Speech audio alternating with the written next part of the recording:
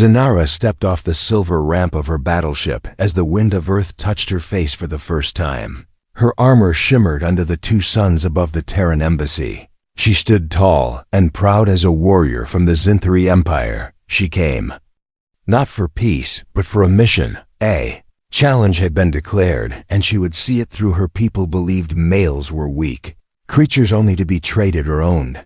But Earth confused them. Here males walked beside females. They made decisions. They fought wars. They showed emotions. Zenara had never seen anything like it.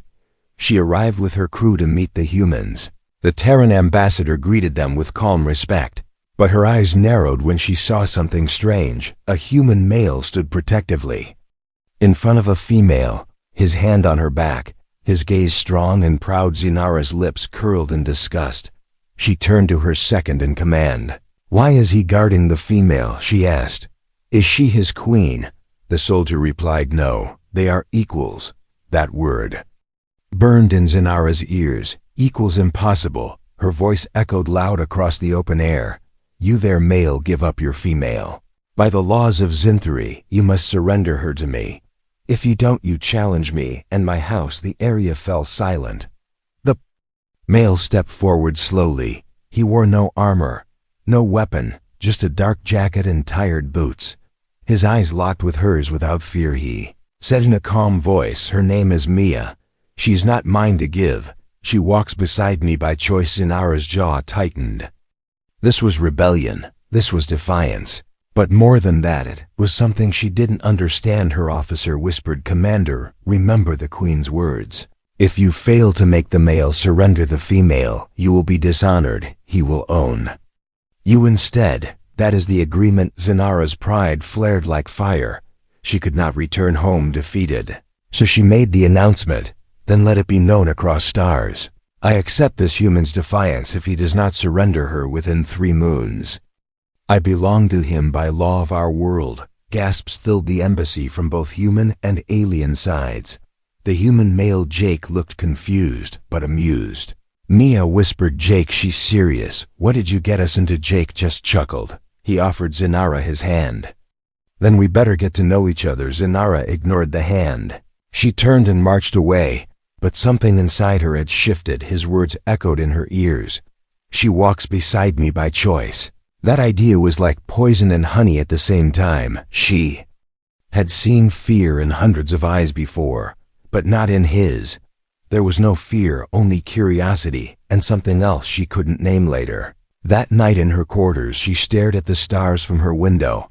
Her crew feasted and celebrated the beginning of the challenge, but she sat alone. She pulled up the human files. Name Jake Harrison, occupation engineer, former soldier, no status or rank. Nothing impressive on paper. So why did his eyes still burn in her memory? Why did his calm voice linger in her thoughts? She replayed the moment again and again. He didn't bow. He didn't scream. He didn't fight.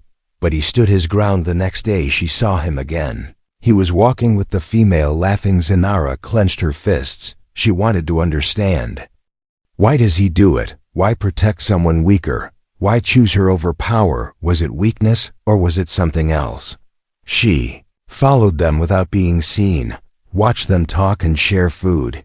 He gave her a jacket when she was cold. He listened when she spoke. No orders, no control, just connection. Xena returned to her ship with more questions than answers. Her second in command asked, "Do you have a plan?" She nodded slowly.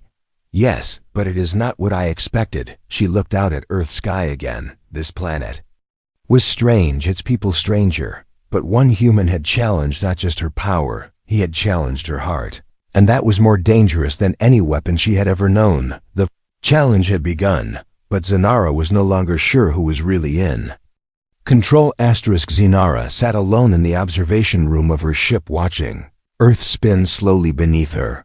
Her arms were crossed, but her mind was open in ways she had never known before.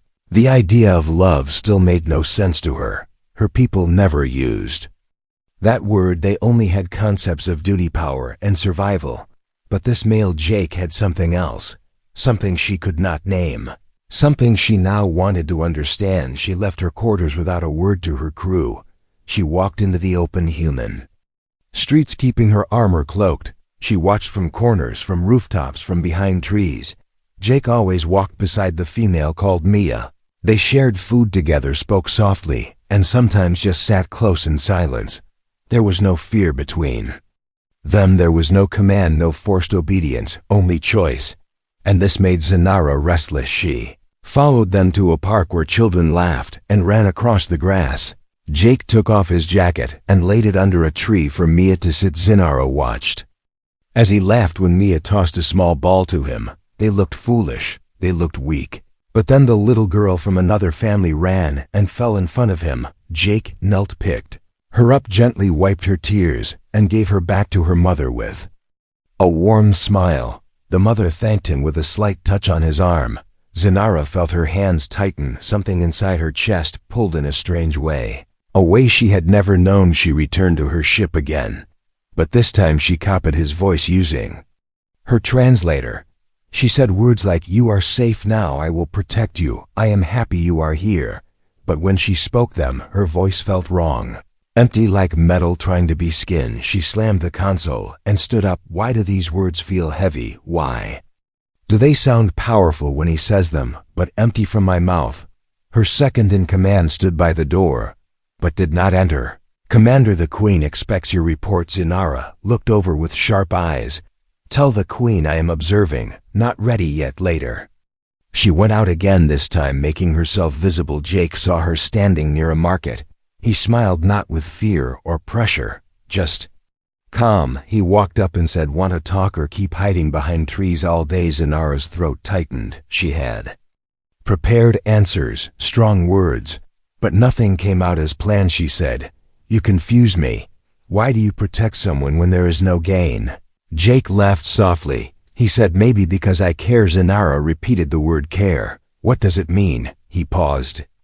"Means you value someone so much that their happiness becomes your happiness." Zenara blinked. That idea sounded like madness. She asked, "What do you gain from that?" Jake looked around and pointed to Mia, who was smiling at him from across the street. He said this and turned back to Zenara. He asked, "Have you ever smiled because someone else did?" Zenara did not answer. She returned to her ship with her thoughts spinning like engines in storm. Her crew asked nothing. They could feel the change in her, not weakness, not confusion, something else. Zenara stood before her mirror and removed her armor. She touched the mark on her wrist, the one given to her as a symbol of command. She stared at it and asked herself a question she never asked before. Do I lead because I am strong, or because they fear? Mesh opened the communicator and recorded a short message to her second.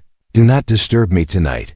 That night she left the ship again and stood under the same tree in the park. Jake came without surprise. Mia had gone home. He sat beside her in silence. After a while Zenara asked, "What happens if I lose the challenge?" Jake replied, "You don't lose anything, you just change." Zenara looked at him. "Change into what?" He smiled. "Maybe someone better." She looked at the stars above. For the first time in her life, she felt small, not in power, not in rank, but in understanding. The galaxy was wide, but emotions were deeper than space itself. Jake looked at her and said, "You're not as scary as you pretend." Zenara replied, "And you are not as weak as you seem." Neither of them laughed, but something passed between them. Not a weapon, not a battle, a moment. Alien who had never loved sat beside the human who had never feared, and in that silence something new was born. Zenara stood at the edge of the embassy garden, her arms behind her back, her gaze locked on the rising moon above Earth. Her mind was not at peace. She had not slept for 2 nights. Something had changed since the last meeting with Jake. It was not just curiosity anymore. There was a feeling deep in her chest that tightened every time she saw him. Not fear, not anger, not pride. Something unknown, something dangerous. Jake arrived at the garden holding 2 steaming drinks in paper cups. He handed one to her with a grin. She took it hesitantly. "What is this?" she asked. "Hot chocolate," he said. "It's sweet." Zenara sipped it and blinked at the taste. She did not speak. He sat on a bench near her watching the stars. She finally asked, "Why are you not angry with me? I threatened your life, your love, your freedom." Jake shrugged. "Because you didn't understand." Now you're trying to, and that means more than threats. Inara sat beside him, her movements slow, her thoughts loud. I was raised to believe feelings are weakness. To care is to lose. Jake looked at her. And did that make you stronger? She did not answer. After a long silence, she said, I still have to win the challenge. If I fail by the third moon, I become yours. By Zinthari law. Jake nodded slowly. And what if you don't want to belong to anyone? What if you want to choose? Zinara looked at him sharply. That is not how our law works. He smiled. Then maybe it's time to make new law. Shannara tilted her head. How do you make a new law? Jake replied, start with a deal, one that both sides agree on. She stared at him. A deal? He nodded. You want to understand love. I want to understand you. So let's spend time together.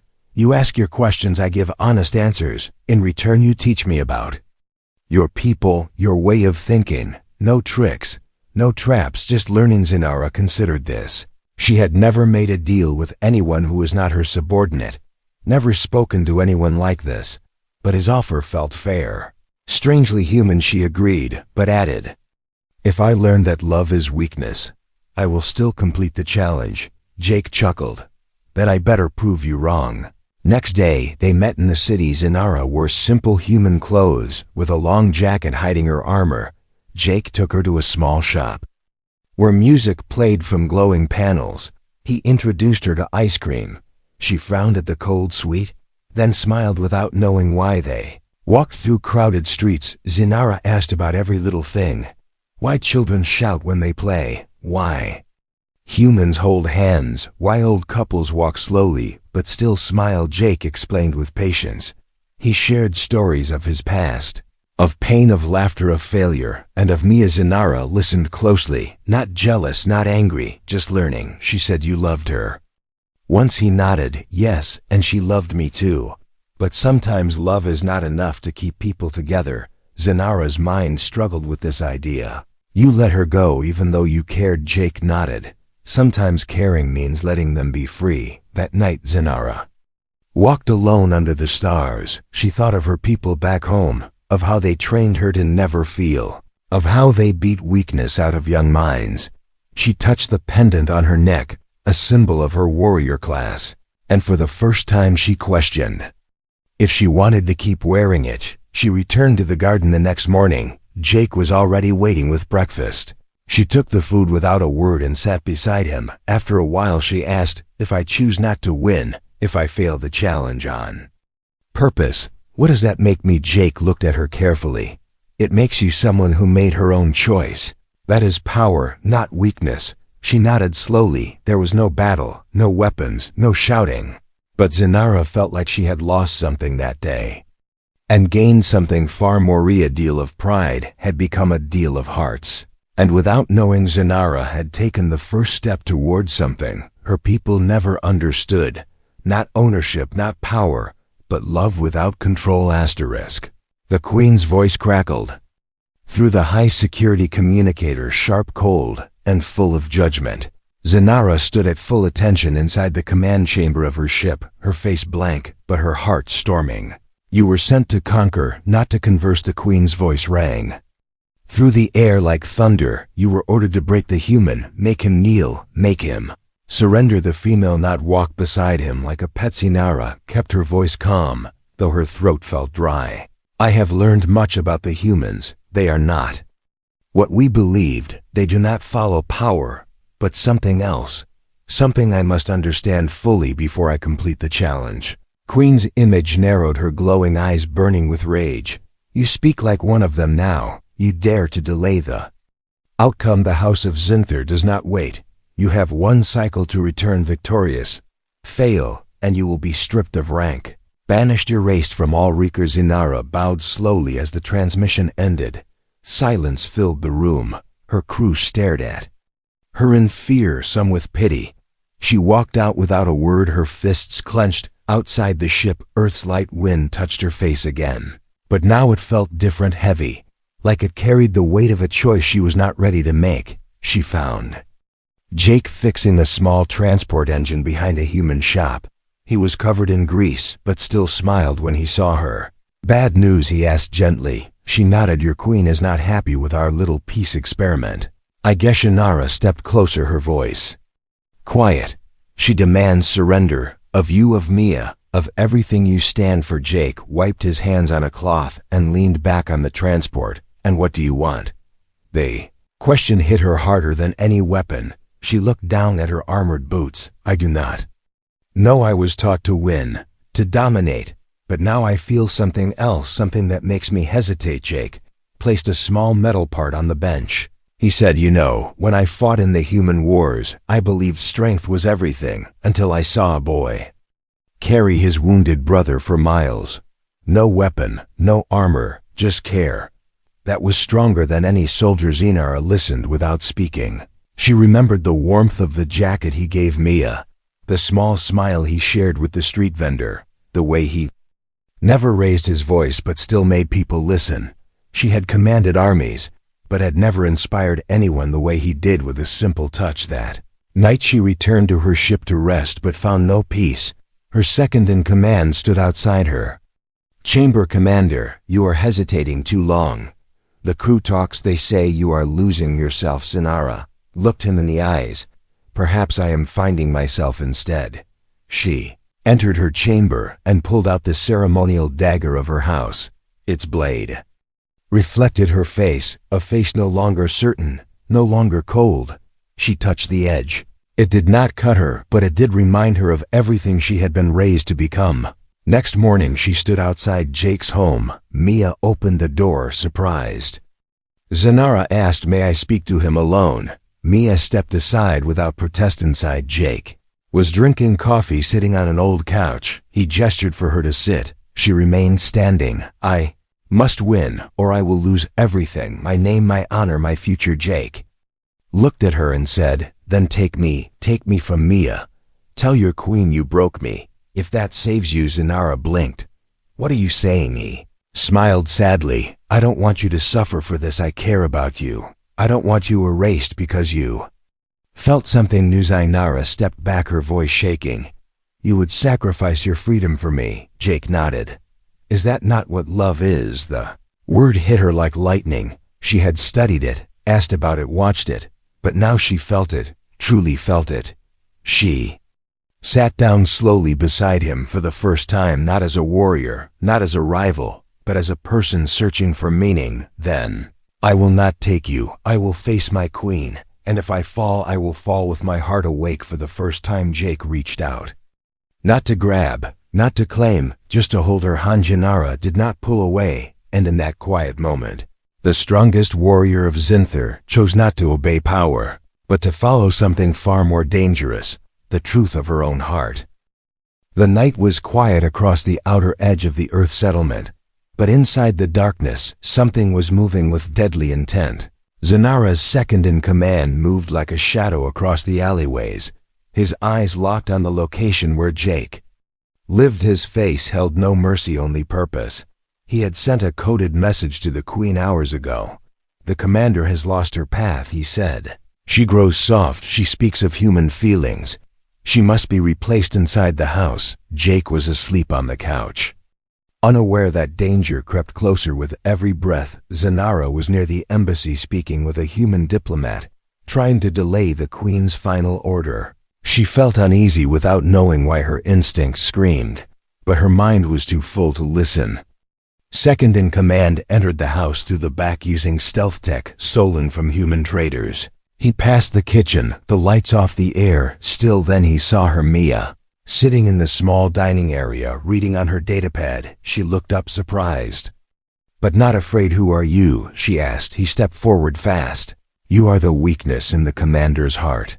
You are the anchor that keeps her from victory. You will come with me. Mia stood up slowly. Her eyes held more strength than he expected. I am not going anywhere. He reached for her arm, but before he could touch her, a crash came from the front door. Jake, he had woken up from the creak of a floorboard. He charged with nothing but instinct, tackled the alien to the ground. Furniture shattered around them. The second in command activated a small blade. It slashed across Jake's side. Blood spilled. Mia screamed. Jake did not fall. He struck again and again. The alien rolled away and raised a stun weapon, but before he could fire, the front window exploded Zenara. She had arrived like thunder, her eyes full of fury. She crossed the room in a flash and disarmed her officer with a brutal twist. He tried to speak, "Commander. I did what you would not. I acted for the glory of our house." Zenara struck him again, this time not as a leader, but as someone betrayed. "You broke sacred ground. You touched what is not yours. You will answer for this with more than shame." He lay on the floor, stunned. Zenara turned to Jake, his shirt soaked with blood. He smiled, even in pain. "Told you I am not that weak." She knelt beside him, her hands shaking. "You are wounded. You need care." Now Jake looked at her and whispered, "You came back." She nodded. "I felt something was wrong." Nia helped wrap his side with a towel. Zenara lifted him gently and carried him to the embassy medical bay. She stayed beside him as doctors worked. Every breath he took felt like a wave crashing through her chest. Hours passed. He opened his eyes. Weak but alive, Zenara leaned close. He reached up and touched her cheek. "You saved," Mesh replied with a quiet voice. "You protected Nia, even when you were unarmed. Even when it cost you blood. You fought like a warrior, but not for pride, for love." Jake laughed softly. "Then maybe you understand now." Zenara nodded slowly. "I understand more than I ever thought possible." The next morning she stood before her crew, her voice clear, her armor gone. "I am no longer your commander. I will not serve a house that rewards betrayal. If you follow me, now you follow a new path, one of choice, one of feeling." Some turned away in silence. Others bowed low. Even those who once doubted her saw a new kind of strength. She walked outside and found Jake waiting under the same tree from their first talk. He had a bandage on his side, but the same old smile on his face.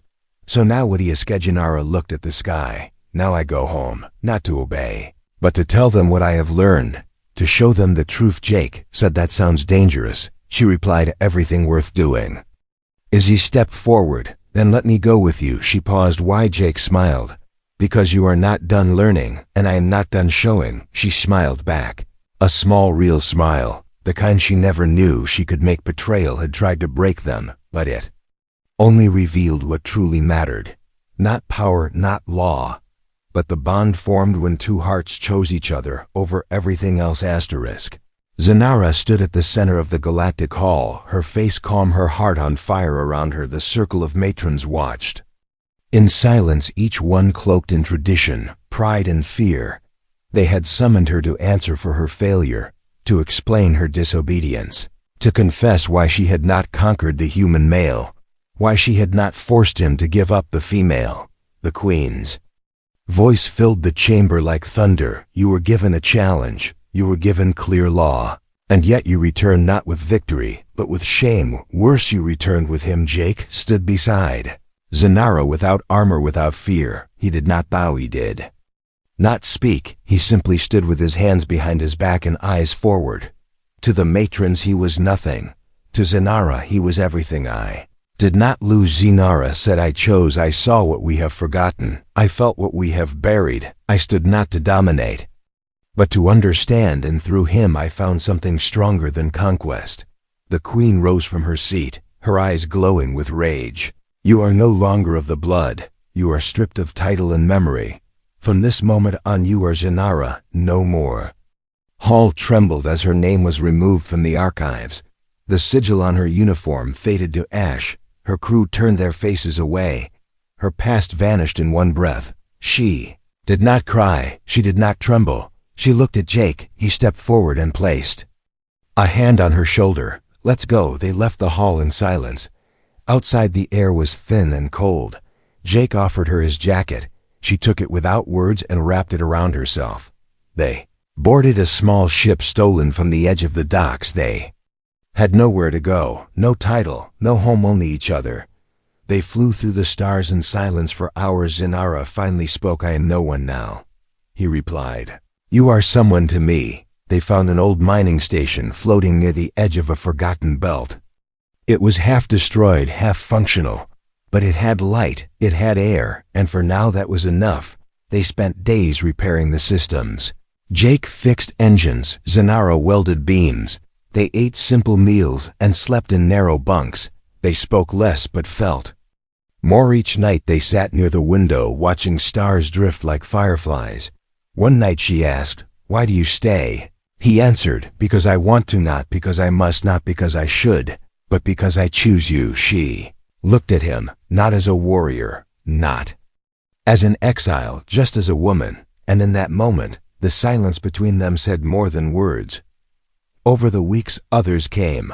Runners, outcast drifters who had heard rumors of a Zinthari who left her throne for love. They brought parts food stories, Shannara. And Jake welcomed them all. The mining station became a shelter, a place where law did not rule, but respect did. Zinara no longer led with fear. She led with example. One evening a young Zinthari girl approached her. "Is it true you chose a human over glory?" Zinara smiled. "Yes, and I would do it again." Jake watched from a distance, his hands covered in grease, his face lit with pride. He had seen her fall and rise. Not as a commander, but as someone finally free. One morning a signal came from Earth. Mia's voice gentle and clear. "I heard what happened. They call you a traitor, but I call you brave. You saved us all in ways they'll never understand." Zinner played the message again and again. Each time it made her chest feel warmer. Each time it reminded her why she had walked away from everything. Jake sat beside her on the platform edge. He pointed to the stars. "You see that one? It used to be part of a dying system, but now it's the center of something new, kind of like you." Zinara leaned on his shoulder. "I never thought exile would feel like home." Jake chuckled. "Sometimes you have to lose everything to find what matters." They watched the stars without speaking. Without needing to, exile had taken her name, her past, her people, but it had given her a future and someone to share it with. The stars above the rebuilt station pulsed with quiet light, as if the universe itself was breathing slow and steady. Zinara stood on the upper platform, her eyes scanning the black sky that had once felt endless. Now it felt full behind her. Station buzzed with life. Children from mixed worlds ran across the halls. Old machines hummed with repaired strength. The outcasts had made this place their home, and at the center of it all stood a former warrior who once believed in power above all else. Jake approached from the lower walkway, holding a piece of damaged panel in one hand and a half-eaten fruit in the other. "You've been up here all night," he said. Without question, Zinara did not look at him right away.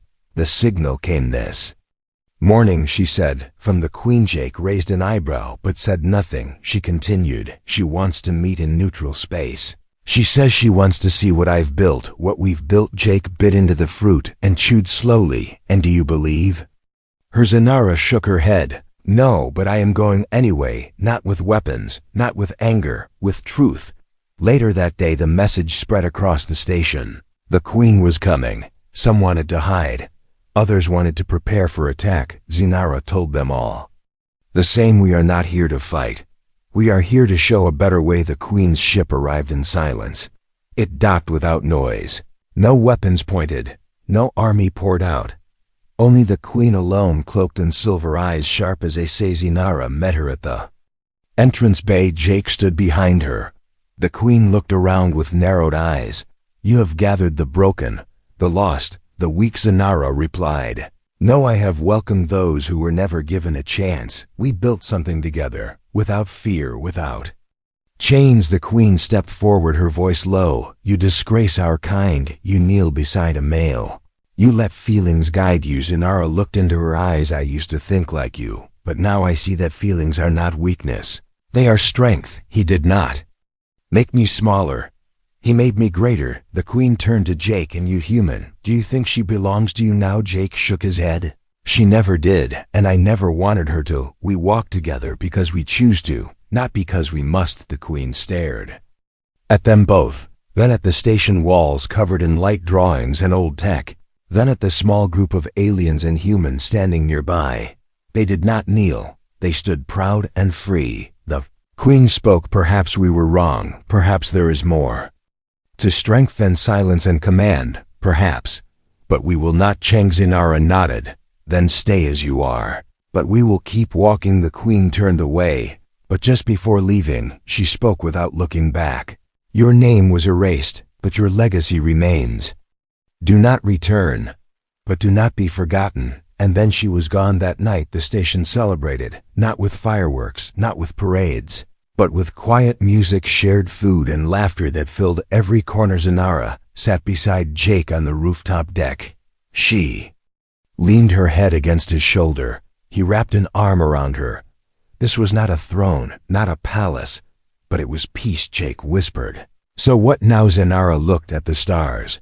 Now we help others stand like we did. We teach them to live without fear, to feel without shame. He smiled. Sounds like a good plan. A child ran up the stairs.